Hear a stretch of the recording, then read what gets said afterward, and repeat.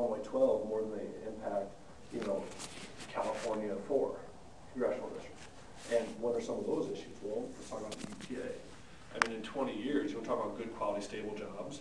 A job that provides you wonderful quality of life in Southern Illinois is a coal miner. And in 20 years, we've gone from 37 operating coal mines to 9 operating coal mines. We haven't run out of coal. Look at what we've done to the transportation industry. I mean, Southern Illinois used to thrive on trucking, rail, and river barges. I mean, like I said, our access to all these transportation networks, especially in the last 12 years, mainly because of there were some state policies, but a lot of federal policies have chased those jobs out of here. And so, from a federal level, I think you have to have a congressman that understands. You know, I'm not a dictator going there by myself that can wave a wand and fix it. But you have to work with people like John Shimkus, with Joanne Emerson, who came to Marion last week with us, with other congressmen that have the same types of districts to really focus on those issues. So I think right off the bat, to make Illinois 12 more competitive, you've got to roll back the EPA and other bureaucracies that harm our major industries, energy and agriculture.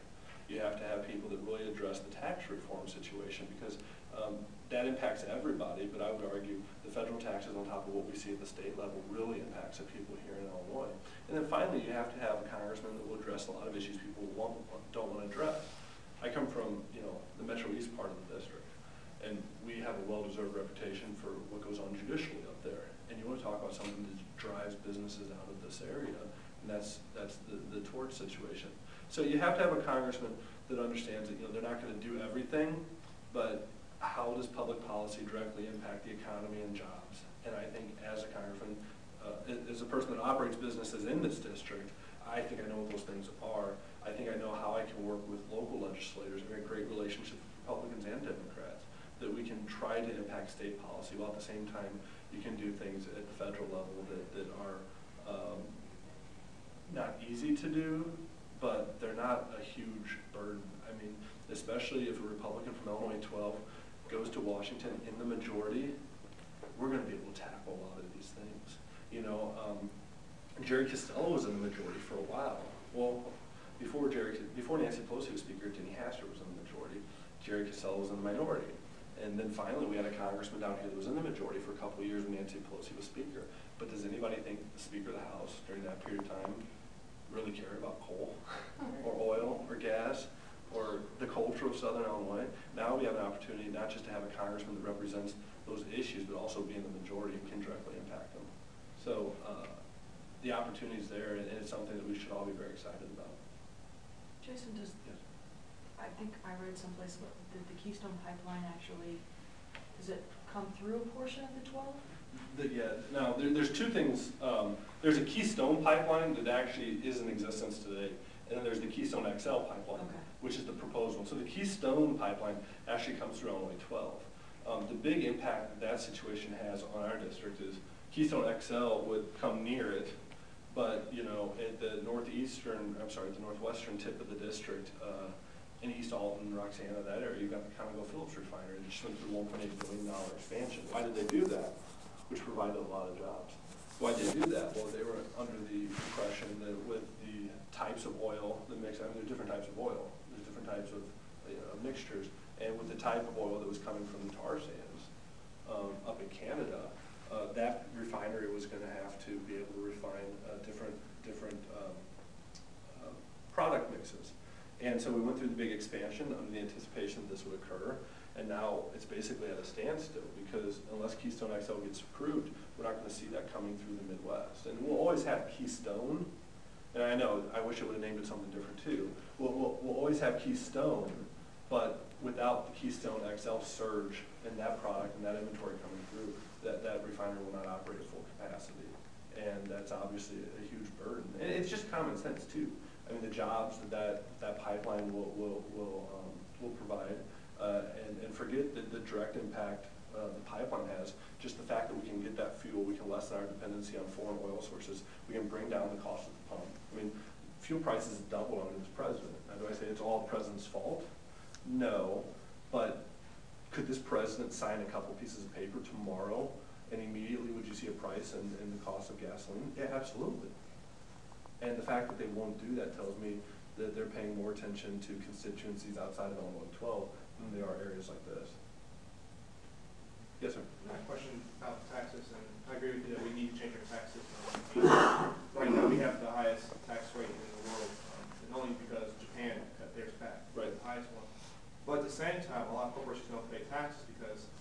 they hired great accountants, and so they're able to find ways around tax loophole.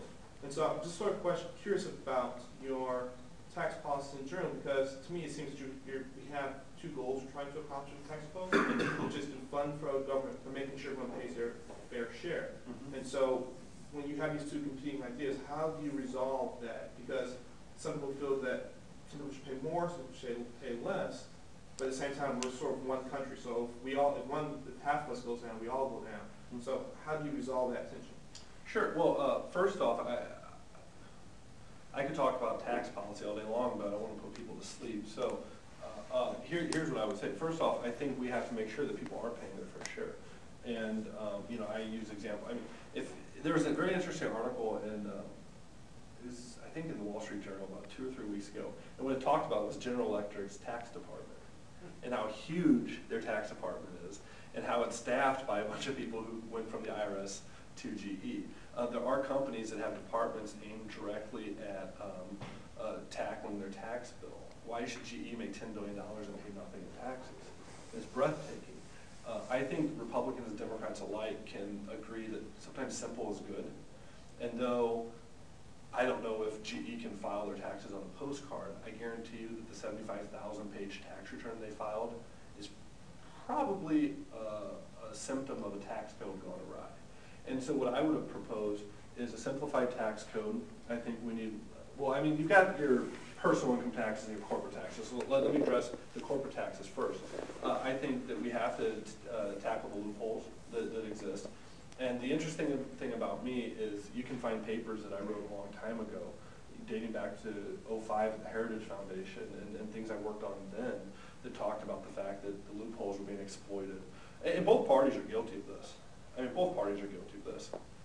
The tax holes are being, it's just like when, you know, when the state bailed out the CME and Sears, who bear the burden? Well, small and medium-sized businesses in Illinois. Well, when GE doesn't pay taxes, who's carrying that burden? Well, we all are. And so we need a simple tax code. There's competing thoughts out there. You've got the fair tax people and others that believe in a consumption-oriented tax. You've got you know, flat taxers that are out there. I'm one of 435 out there, and then you've got the Senate, and you've got the President. So I'm willing to be very open-minded about how we address it. But I think at the end of the day, Americans agree the tax code's too big. The tax code needs to be shrunk, it needs to be simplified, and people need to be able to understand it. On the income tax side of it, a perfect example is 2 years ago, they presented a very common, I won't say simple, but a very common, typical American tax return of a fake individual, and gave it to the 30 most brilliant tax law professors in the country. And said, how much should this person pay in taxes? You know how many responses they got? 30 different responses. So when you take the 30 supposed most brilliant tax law professors in the world, and you give them a fairly simple tax return, and you say, how much does this person pay in taxes, and you get 30 different answers, the tax code is messed up. So I want to go out there aggressively. I want to make sure that we close a lot of loopholes. See, Democrats will attack me all the time because they say, well, you don't believe, you know, for instance, would you trade $10 in budget cuts for $1 in tax increases? Yes and no. Yes, I would, if that tax increase comes from closing loopholes from people that are avoiding paying taxes. No, if that tax increase comes from increased rates. We have an ability to increase revenue to Washington while lowering tax rates if we effectively close a lot of these loopholes, and that's what I would advocate. On the personal side of it, we have a regressive tax code. And the example I use a lot is a fairly common one. You have people say, hey, too many young kids are smoking, or too many people are getting in drunk driving accidents, or too many people are going to strip clubs that you see in the state of Illinois. So we have sin taxes, right? And the reason why sin taxes exist is because you want to prevent certain types of actions or certain whatever. You don't want people to do things, so you increase taxes on it, right? So you have politicians say, hey, let's increase taxes on tobacco products. Or you want to have politicians, Sheila Simon right now, she's the one, you want to increase the taxes on strip clubs or increase taxes on alcohol consumption because people will quit doing those things. Well, okay, but then at the flip side, if you want to increase taxes on working and you want to increase taxes on investing through capital gains, or you want to increase taxes on saving through an estate tax, won't that cause people to invest less and work less and save less? Of course it will.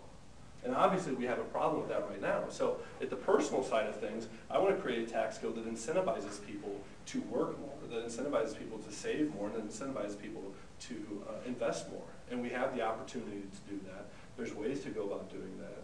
But the tax code we have right now doesn't do those things. So, and you'll hear a lot about the Bush tax cuts, and I get a kick out of them calling them the Bush tax cuts because the last president that actually extended them was President Obama. So, you know, it's a political season, it's a political year, so you get an election, you're going to see a lot of fun things. So at the end of the day, on the income taxes, on the personal income taxes, I want to see everybody paying a lower rate. Do I think we'll have a straight flat tax? I think it would be tough in this environment to get that. Do I see a very easy way to lower the number of tax brackets? Yeah, I think you're going to see that probably happen, especially if Republicans have a good year. Do I think you're going to see loopholes closed? Yeah, I think you're probably going to see loopholes closed. And the neat thing about that is we have data, and I like data and I like numbers, of Democrats and Republicans both that have shown, JFK did it, Ronald Reagan did it, other people have done it. You can lower tax rates. You can close loopholes. And when you do that, you actually increase revenue to government because you expand the economy. And so that's what we need to do. That's what I'm focused on doing. And I look forward to this election cycle because I think that's something that definitely separates the two parties, is who should have the money. I think the American people should keep their money. I think American businesses should keep their money. And when that happens, government's still going to get more money because they're going to be working more, they're going to be employing more people, they're going to be expanding. So, yes, sir. One of the things that Reagan said was, we don't have a taxing problem, we have a spending problem. And I think that is part of our problem right now. How would you address some of the things that have been going on in the last 3 years if we had a Republican president that you were working with? Well, I think there's a lot of things we have to roll back. I mean, anybody that's going to say there's not waste, fraud, and abuse in government is just not looking at the same government I'm looking at. I think in the last 3 years, I just read, I forget it was American Family, I think it was the average American family had $200,000 in more debt dumped on them. Not personal debt, I'm talking governmental debt that eventually we're responsible for, we're the taxpayers, dumped on them in the last 3 years. At the same time they had that debt getting dumped on them, the last 3 years, the net worth of the average American family has dropped 40%, back to levels of 1992. We've essentially lost 2 decades worth of economic growth in the last 3 years. And I see, I'm an intelligence officer in the Navy Reserves. I see our debt, I see the fiscal situation that we're encountering right now, not just in terms of dollars and cents, but also in terms of national security. And I think that it's a real problem. I think that we've had a lack of politicians willing to really tackle that problem. No one likes to be the guy that says, hey, we gotta go cut the budget. I can't give you everything you want anymore. But you know what? Businesses have to tighten their belt. Families have to tighten their belt. And I wouldn't even argue government has to tighten its belt as much as it has to get rid of a lot of the things we've seen. I mean, we still don't know how much Obamacare is going to cost. We don't know. And they finally have admitted, well, okay, we don't really know how much it's going to cost.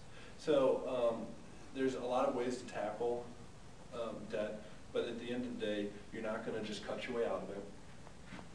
What you're going to have to do is you're going to have to start cutting. You're going to have to start slowing the rate of growth. You're going to have to start cutting back on some things. You're going to have to probably eliminate some things. But while you're doing that, if you truly reform the tax code, and if you put in proper public policy that will spark the economy, while you're cutting to lessen that deficit level and lessen the overall debt level, you're also going to be increasing revenue. And hopefully that revenue isn't diverted to spend. Hopefully that revenue is actually diverted to actually tackle our debt problem, because that is something that has to get under control. Yes, ma'am. You've talked about having a very transparent campaign. Right. In keeping with that, do you plan on releasing your tax returns at any point, or are you going to do that? Yeah, you know, it's kind of like I was getting on earlier with like the bright shiny object thing. See, I think a lot of our elected officials, they like to depend on distractions, and quite frankly, they like to try to trick the electorate. And while they say, hey, Jason hasn't released his tax returns, what they don't say is, Jason has released, you know, every source of income he has, you know, everywhere he gets a salary. I make $51,000 in our company, it's my only salary. Everywhere where I have an investment, stock market, companies, whatever. Everything, every financial detail of my life is public information. It's readily attainable, you can get it. And they keep saying, well, he hasn't released his tax returns. But the tax returns don't show half of what my personal financial statement shows. And the only thing the tax return actually does show is exact numbers. And I've argued from the very get-go, I'm not an elected official. Those are just numbers. If I showed you my tax return, you wouldn't know where that money came from. If I show you my PFS, you know everything I have. And so the Democrats will try to trick voters and act like that's an issue. But, you know, as time and time again is shown, you know, it's not an issue. Just if that's how you feel about it, is there a particular reason you're not then, or I'm just, Well, if it's I'd not say a there's big three. deal? I'd say three. One is if I release my tax returns, I'm actually releasing the financial information of other people too. And I'm the one running for office, they're not running for office. And I don't know, some of them are family, some of them are not family. And I feel that if I release their financial information, that would probably not really be right to them. I think number two, I think that if I release tax returns, we're going to be talking about tax returns. And I haven't met a voter yet that cares how much I make or how much I pay in taxes. What they're really passionate about the fact that they're not making money, that they don't have jobs. And, you know, people have tried to talk about contraceptives, and people have tried to talk about this war on women, and people have tried to talk, especially at the national level, around these tax returns, and people try to talk about all these. Look, we're not here to talk about those things. We're here to talk about how we get people back to work. We're here to talk about why you decimate the economy. We're here to talk about your ethics situations. And you know, I think that's a big thing, because once you do that, you know, okay, here's my tax returns. Well, let me see last year's tax returns. Well, okay, here's last year's. Well, let me see tax returns from two. You know, here's my personal financial statement. It's every investment I have. It's every financial relationship I have. It's everywhere I drive any source of income. And a tax return is just numbers. So I would say those are, you know, pretty big reasons why. Okay. Yes, ma'am. First of all, you have my vote. I think you make a lot of sense in this upside down world. I think you have a lot of passion that really makes sense. But I'm a teacher in Carbondale, so I'm kind of curious about what your views are on education. When it comes to in legislation, they're going to be. I think I'm a great teacher. I love my job. I'll do anything for those kids. I'm teaching summer school and making soup on Kids Day. But what's coming up in legislation is how teachers are evaluated. I know it's a very scary time for teachers. Right. Why would I want to be a teacher in a place that, you know, it seems like it's running teachers away? So, what are your opinions on teacher evaluations? Well, I think education in my heart is like a lot of other issues. I think it's best at the local level. You know, it's just like, you know, Obamacare. I don't want, you know, people in Washington, D.C. preaching to somebody here in Carbondale about healthcare decisions. I don't want people in Washington telling you here in Carbondale how to have to run your classroom. I mean, I would argue that across this country there's, such diversity. I'm not just talking about people, economy, you know, industry, everything, you name it. And so, you know, I think that in that regard, I like to see those things at the local level. That being said, I think teachers need to be held accountable. I think everybody needs to be held accountable. I don't think teachers would doubt that. I think that the education system should be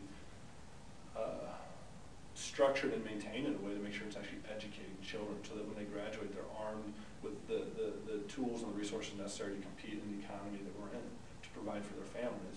So, are you referring to No Child Left Behind and the changes that's occurred there, or are you referring to a new specific piece of legislation? Yeah, well, right now we don't know how we're going to be evaluated. It seems like a lot of the principals are going to hold a lot of power. Mm-hmm. They're kind of going to give us, you know, they're in the works of legislation of what it looks like.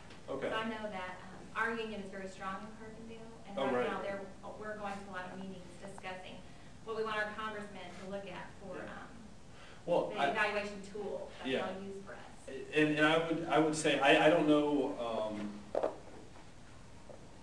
the most recent legislation, if there's any out there. I know the original No Child Left Behind bill. I know a couple revisions have been made to it. Beyond that, I would say, look, I like decentralized government. I like things at the local level. I'm a federalist. I like states' rights. I like local rights.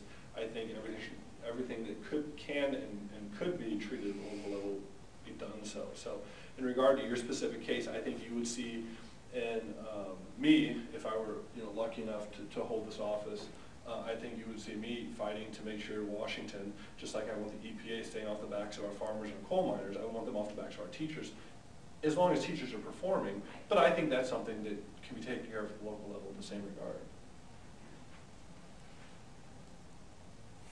This is one of the nuanced questions about the tax code. Sure. Do you feel that there's a threshold that should be met to justify an estate tax, or do you feel that the estate tax philosophically is bad policy?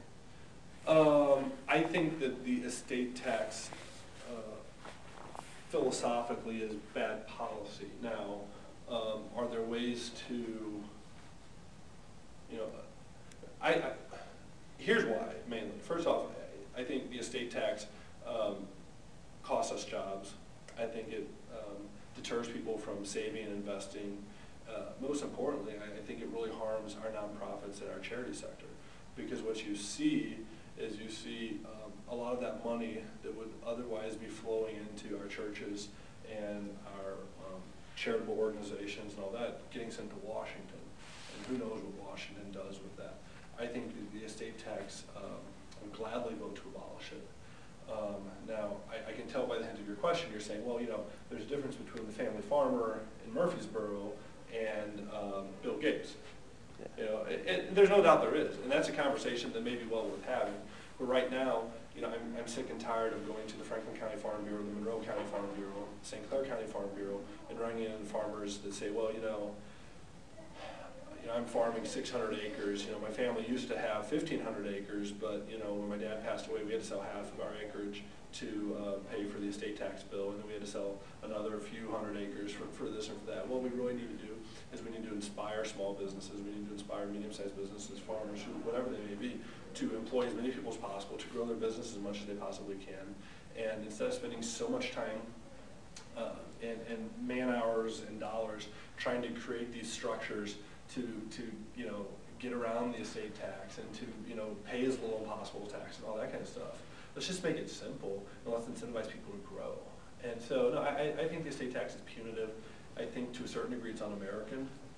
And, I think that a perfect example is here in Illinois. When we raised the corporate tax almost 50%, a couple years ago we raised the personal income tax at 67%. Those were such big numbers. People often didn't realize we also had a huge increase in the estate tax. And the number of family-held businesses that left Illinois immediately, and I can name off, brand names you guys would know, Rural King, these business leaders left Illinois. And now they're doing what they do best in other states. And so, sure, will the new estate tax increase some revenue to Springfield for a little while? Yeah, it will. But over the course of time, have we lost a lot of economic vitality here? Yeah, we have, because there's other states that have more competitive tax codes. So, no, I'd like to abolish the estate tax. I'm open to, ideas, because I get the gist of your question in regards to the different levels. But right now, the estate tax is very punitive, and I think it harms our economy, costs us jobs. Yes, sir. I can tell you're philosophically conservative, and I applaud that. And even if the Republicans are able to take the Senate, you still have a Democratic president that you have to work with. Mm-hmm. How do you see yourself as someone from the Illinois 12, and also just as a member of the House and member of Congress? How do you see yourself working if this president is reelected? How do you see yourself working with this president? Because he is philosophically liberal. If you're philosophically conservative and he's philosophically liberal, there's going to be a clash there. So how do you try to resolve that clash? Right. Well, I think if we take back the Senate, I think we're going to be dealing with President Romney, just numbers wise. But let's say that we don't take back the Senate. Let's say that we maintain our majority in the House, and let's say we have President Obama. I think that makes this race so much more important, because as I tell people all the time, you see some of the crazy stuff coming out of this administration while the gentleman is still running for re-election. If he didn't have a re-election to worry about, what would be coming out of this administration? It's quite frightening to me. In regards to how you work with people, I think that it's not just working across the aisles. I think something that's harmed Illinois 12 and other parts of the state, actually, is the fact that our state delegations and our federal delegations aren't as close as they should be. And so when you're facing the dual headwinds from Springfield and Washington, you have to be addressing both state issues and federal issues. So I want to robustly work with state elected officials in terms of going to Washington and having Republicans and Democrats. You have to have people that have a track record. Again, some of those things I wrote, 6 and 7 years ago at the Heritage. When I was at the Heritage Foundation, our biggest problem wasn't the Democrats, it was the Republicans. We had a Republican president, Republican House Senate, Republican Congress, and we had some huge problems. And so you have to have people that go to Washington and understand not every Republican is perfect, and not every Republican idea is right, and vice versa with the Democrats. Now, I think that if we're dealing with this president, he has shown an inclination to not really working with the other party. If you look at almost every piece of bipartisan legislation, serious bipartisan, I'm talking about naming landmarks, but I mean legitimate public policy, most all of the bipartisan stuff, the bipartisan bills that are sitting in the Senate because Harry Reid won't call them to a vote, that's all bipartisan stuff. The stuff that's getting killed from this administration, his budget, there was bipartisan opposition to Obamacare. There's bipartisan opposition to the president's budgets. There's bipartisan support for our jobs bills. There's bipartisan support for our ethics bills. And we've shown a tendency and an inclination to work with each other in the House. Now, obviously, is there a lot of conflict? Yeah, but at the end of the day, if you're a Republican or a Democrat, you should be pretty darn focused on making sure your people get back to work. I think most of us are. And that truly is why I really don't understand this president. I just don't. I mean, Keystone XL, right? That shouldn't be a partisan political issue. And let's just look at it strictly from a political angle. Let's not look at it from, is it right environmentally, is it right economically? From a sheerly political angle, this president should approve that, because that will help him in Ohio and Pennsylvania and parts of this country where he needs help. And the fact that he still is killing it in a re-election year tells you how radical and how far left he really is, especially on some of these environmental issues. So, I come from the Madison-St. Clair County area. I've lived my entire life in counties in Illinois, which isn't the most Republican of states, in counties that are generally predominated by Democrats. And I've shown an ability and a willingness to work with both parties while maintaining my principles, growing Republican numbers in the state legislature, in the county boards, and the county-wide elected officials of where I've operated. And I see going to Washington as a wonderful opportunity to continue to work with both sides while kind of driving the issues that I'm pretty passionate about. The follow-up question is it sort of a pyrrhic victory if you're able to get everything you want in the House, if you know you can't even get into the Senate, much as a president? I guess my question is, at what point in time do you say, I want the loaf, but if I'm willing to give up 30% and just have 70% of the loaf, I can get it to the Senate and get to the president? At which point in time do you say, I'm willing to sacrifice that 30%, or are you saying, I want the full loaf? Yeah, well, I've always been the guy that, I'll take my 90% and I'll figure out later how to get the 10%. I've always been that guy, and some people will say, well, no, I'm not going to take my 25% and figure out how to get my 75% later. But, I think there's a limit. I think the important thing to realize, though, is with this president, we're not dealing with Bill Clinton. I've never supported Bill Clinton, but, Bill Clinton said, hey, you know what? The Welfare Reform Act, that actually helped people, and that was a bipartisan thing. The budget surpluses we saw. Listen, he worked with Newt Gingrich, Speaker of the House, to get those budget surpluses.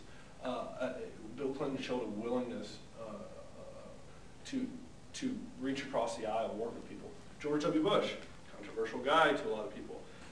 No Child Left Behind. George Bush and Ted Kennedy. Some of the Medicare and health care issues that George Bush really tackled. He was standing on stage with Democrats. I haven't seen this president stand on stage with a Republican. I don't think in his entire administration. I think that's why I said, you know, it's so important that we hold the Senate if we don't win those other things, and hold the House majority if we don't win those other things, because it may not be about advancing every piece of public policy we can possibly advance at the legislative level. It may be trench warfare, Jason Plummer and John Shimkus against the EPA in Southern Illinois, while we're trying to stave off every piece of public policy we have to stave off for 4 years. I mean, that may be what it turns into, but we'll see. Got time for a couple more questions? Yes, sir.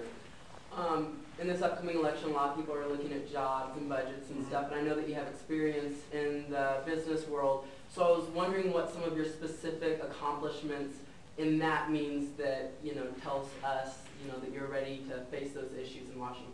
Sure. Well, you know, my family has Art Lumber Company, which is where I work. But outside of that, you know, I've started multiple companies: real estate brokerage, real estate development, a lot of those things. And I would say that my biggest argument would be we've been growing businesses either together or on our own in a state that hasn't been too friendly to businesses lately. Fortunately, fairly successfully, you know. And when we employ people, it's like this gentleman referred to earlier, you know, if you work at RP Lumber, you know, you make a very competitive wage. You have 401k, you have profit sharing, you have health care, you have a job you can be proud of. And I would argue it's less about not just, hey, do you successfully operate a business, but is it a type of business that you'd be really honored to kind of put on a pedestal and say, you know, we think we don't just provide a business that provides a quality service and keeps customers happy, which is what businesses should be doing, but we also provide a business where I couldn't tell you how many families we have multi-generations working for, or how many employees we've had that have been there for more than 20, 25, in some cases 30 years, and we haven't been around that long, you know. We were started in '77, so it's not just the fact that I think we've, and look, things are tough right now. I mean, things are really hard right now. It's not like, you know, I tell people all the time, I don't think people realize the sacrifice, you know, running for office as it is, because I feel like in a lot of ways, you know, in a certain regard, I think you neglect your business. And it puts more pressure on people that are there. And I can tell you, when I'm in the car or late at night or early in the morning, I'm still working on my business. It's not just all campaign. But it's not just the fact that you still have it, it's the fact that you've done the type of things that businesses should be proud of in a tough environment. And I think we need those type of people to understand how to balance a budget, how public policy negatively impacts businesses and jobs, how to sign the front end of a check. And we don't have a lot of those people in Washington right now. And so, you know, I'm proud to say not only, yeah, we got businesses, but we take care of our people and we provide a good service. And I think we need politicians that may sound simple, but are pretty simple-minded to a certain degree. So, yeah, so you had a question too, ma'am? Yeah, what's your thought on Obamacare? For being a business owner, I work for a local factory, and they do supply us with health care, and I know that when all this comes through, then we have to start paying lump sums for part-time employees that we bring in. I mean, it's going to be a real strain on a lot of the District 12 businesses. Yeah. Well, you know, I'm sorry. Well, I mean, first off, I want to see Obamacare in entirety thrown out by the Supreme Court. And I'll get to health care in a second regarding some specifics there on Obamacare. You know, I think that's a perfect example of just the disingenuous comments and things that this administration has done. I mean, I remember, well, you know, if you like your health care plan that you're on, Obamacare doesn't change it, you can stay on it. Well, that's just patently false. I mean, what they've done essentially is they've created a program that eventually will force everyone into a government pool. And the way that they've done that, I mean, I can tell you as an employer that provides health care, I mean, health care for an able-bodied, you know, average everything person in the state of Illinois could run for anywhere from $6,000 to $11,000 or $12,000 a person, depending on, you know, a few different things. And I mean, let's take $8,000, which is probably about par for the course across an entire business. If you elect not to provide that person with health care, even though they're really happy with the plan and everything, you have to pay a $2,000 penalty to the government. So there's going to be a lot of business people that say, well, I can pay $8,000 out of my pocket to provide health care, or I can pay a $2,000 penalty and throw them into the government pool. Why? A lot of businesses are going to throw people into the government pool. And so those people are going to be removed from a plan that they like. They're going to go into a government pool. Now, we already know we have a shortage of doctors. We already know we have a shortage of nurses. We already know that there's essentially 3 different levels of health care that people like to talk about. You could have like kind of a gold plate, Blue Cross Blue Shield private plan. You could have like a Medicare, type plan, and you could have like a Medicaid type plan. This administration and their Democrat allies have yet to say what type of plan this government plan is actually going to be. But when the CBO, which is not partisan, runs its numbers, it says, well, first off, if you dump all these people into this pool and you try and provide them with a Blue Cross Blue Shield type plan, the thing is bankrupt day one. It can't fund it. So then if you provide them kind of a run-of-the-mill, everybody that's on Blue Cross Blue Shield gets tossed in the pool, now they're on a Medicare type plan, they think that the plan can fund for maybe 8 to 10 years. And if you provide them a Medicaid type plan, it can probably fund somewhere between 20 to 25 years. But the quality of service people are getting, and the most important thing, even if you do that, you can't fund it for 20 to 25 years, they don't have enough doctors to do it.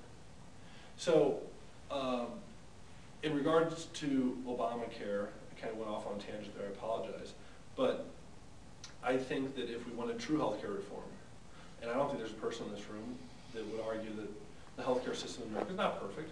I don't think it's this horrible thing that some people like to make it out to be. It's not perfect. There could be a lot of fixes. Well, I think if we're going to fix the healthcare system, how do we go about fixing the healthcare system? Well, I think you're focused on 3 things. Access of healthcare. Does everybody have access? The quality of that healthcare, the cost of the healthcare. Now, Obamacare does not solve the cost problem. We've shown that it actually drives cost up. It hasn't solved the access problem because it's clear now that those people that like their healthcare plan aren't going to be on that healthcare plan, and it doesn't provide for a vehicle to make sure that everybody can get access to it. And then finally, the quality of it obviously decreases. So I think what I would like to see happen is the Supreme Court throw it out. If the Supreme Court doesn't throw it out, I'd like to be elected so I can go vote to repeal it. And I would hope that we would have a Senate and the President to help. Then, I'm not a no person though. If we're fortunate enough to get rid of Obamacare, why don't we actually address true health care reform? Why don't we go about tackling those 3 things that are better than a lot of people like to say they are, but could use improvement: the quality, the cost, the access of Americans across this country to health care. You go about doing that by tackling things that the Republican Party has been talking about for a long time. I hit on it earlier. Look at Madison, St. Clair County, Illinois. Look at the tort environment. The last 3 years I've been blessed to have 2 sisters who've given me 4 nephews between them. And they live in a nice area. They live in Edwardsville, Illinois, Madison County. But they had to drive over an hour into St. Louis to have a doctor and to deliver their babies. Well, why is that? In this day and age in the United States, would they have to do that? One thing people don't realize, but if you're in a bad car wreck in Mount Vernon, Illinois, or in Pinckneyville, Illinois, or let's leave the 12th Congressional District, McLeansboro or Harrisburg or Vienna, where do you get treated if you have a traumatic injury? Cape Girardeau, Evansville, Paducah, St. Louis. You don't get treated in Illinois. Now, I would argue to you that people have actually died because of the healthcare situation in Southern Illinois.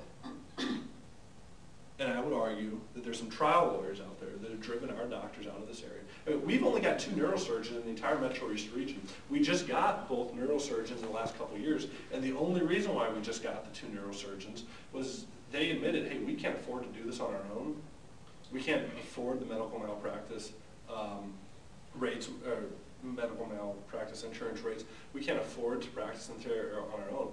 So you had 2 hospitals that hired them separately on their payroll. They're covering all the costs. They're providing the neurosurgeons to the community at a loss so that service exists at that hospital. That's a broken healthcare system. So let's tackle tort reform. Why do we pay so much in health insurance?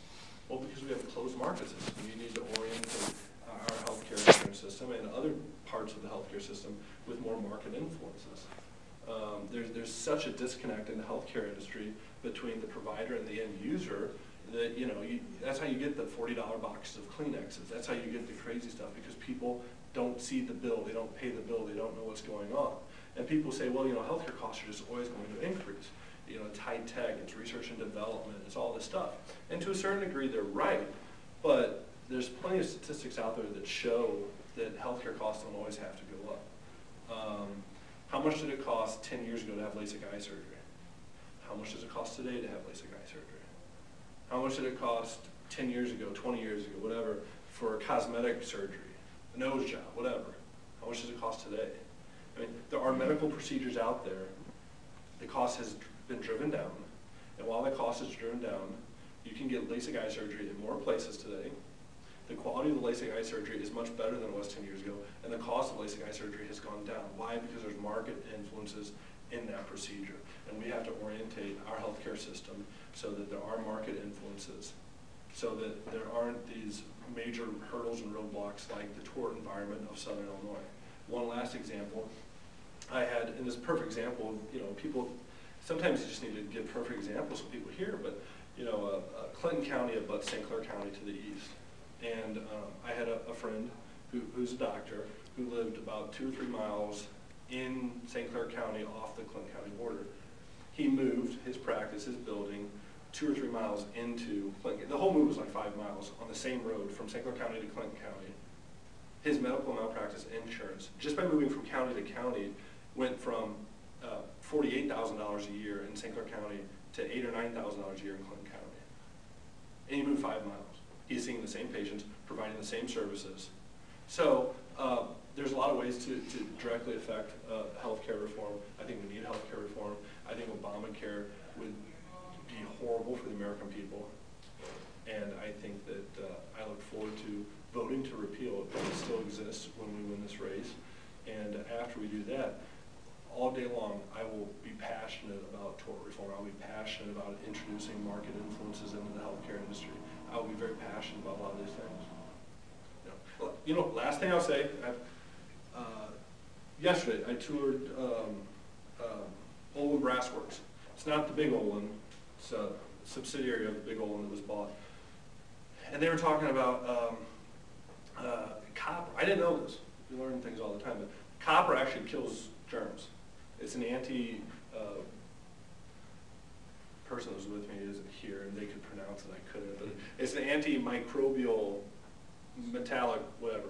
But copper actually kills germs. And my point of it is they've got stainless steel everywhere you go. Hospital rooms, everything's stainless steel. And this guy has said, look, we've got equipment manufacturers that manufacture faucets and bed rails for hospital beds, and the little stands that the IV things roll around on, all this in copper. And it would actually bring down the rate of infectious diseases in hospitals, especially ICU units, by at least 60 to 70%. It would decrease the cases of staph infection by 35 to 40%. And the guy actually faces headwinds from Washington legislatively because of the impact, or because of the influence of the stainless steel in that industry. I mean, this is silly stuff here. I mean, let's have healthcare reform. Let's bring down costs. Let's tackle the issues for the American people.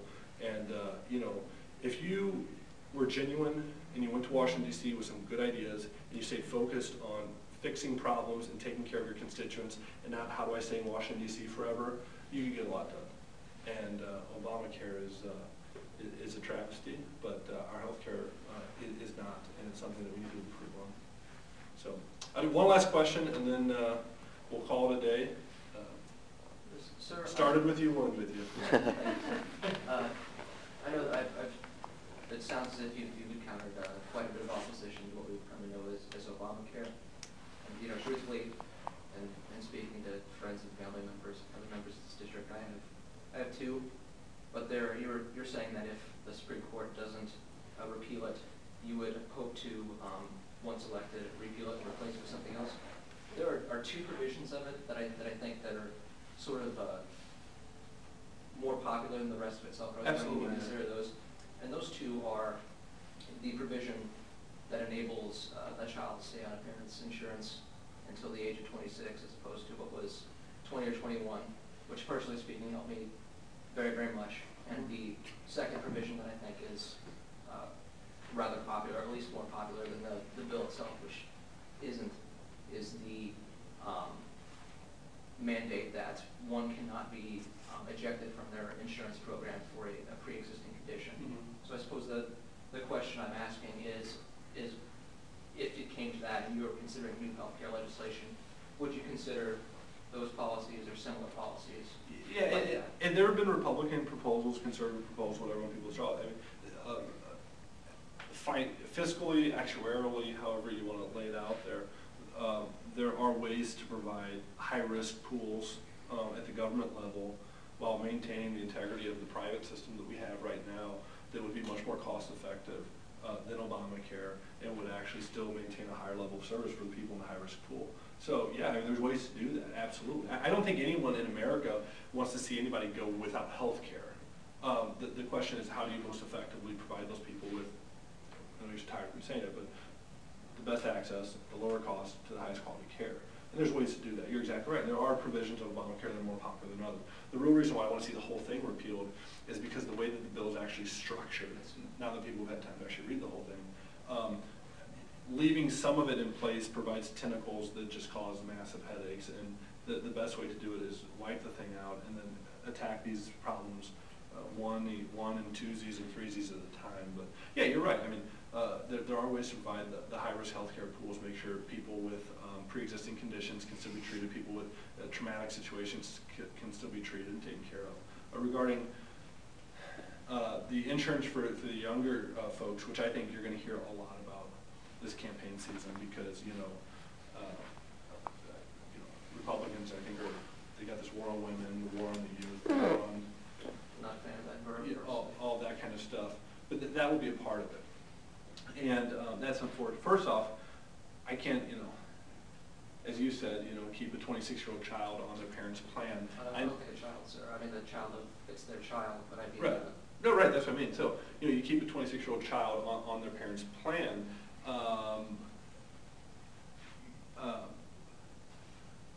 I think that you have to, not take them one at a time, because that's not correct, but you have to look at, independent circumstances. Okay. And what you've seen already is most private sector insurance companies, one of the big, was it WellPoint, Blue Cross Blue, somebody just came out either early this week or last week that said that no matter what happens to Obamacare, we're going to keep that in place with all of our policies going forward.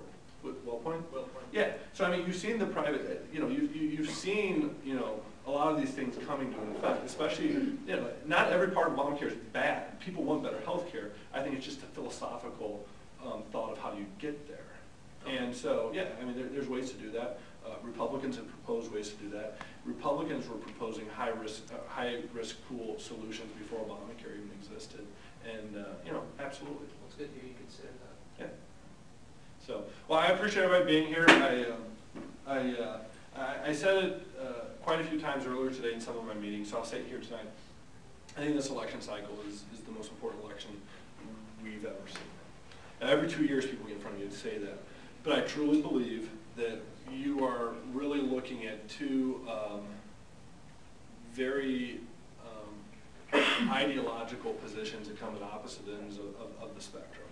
And I think that, we have a choice. Do you want to continue to go down the path that I think America was founded on and America has been operating on and continue to improve upon that path? Or do you want to radically change the way that our economic system exists, the way our healthcare system exists?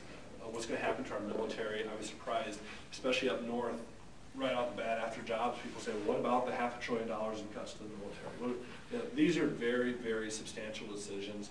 I think that we have some really serious people that really want to provide some serious solutions, and this election cycle is an opportunity to get people into office to tackle these problems. I don't like the direction we're going. I think we need to defeat this president.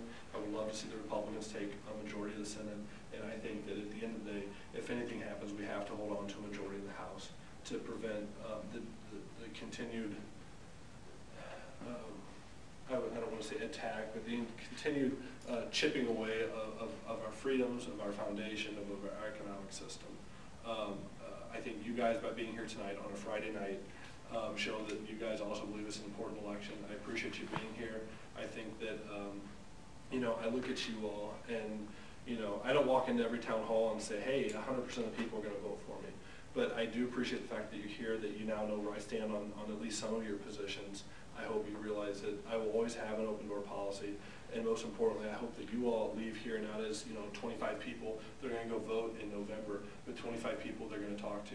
Your friends at church, your friends at Little League games, your friends at work, your friends at the neighborhood block party, your friends, you know, at SIU Carbonate, wherever, so that there are other educated voters, and you guys turn out in droves, because I think that we need a lot of people out there working hard. So thanks for being here.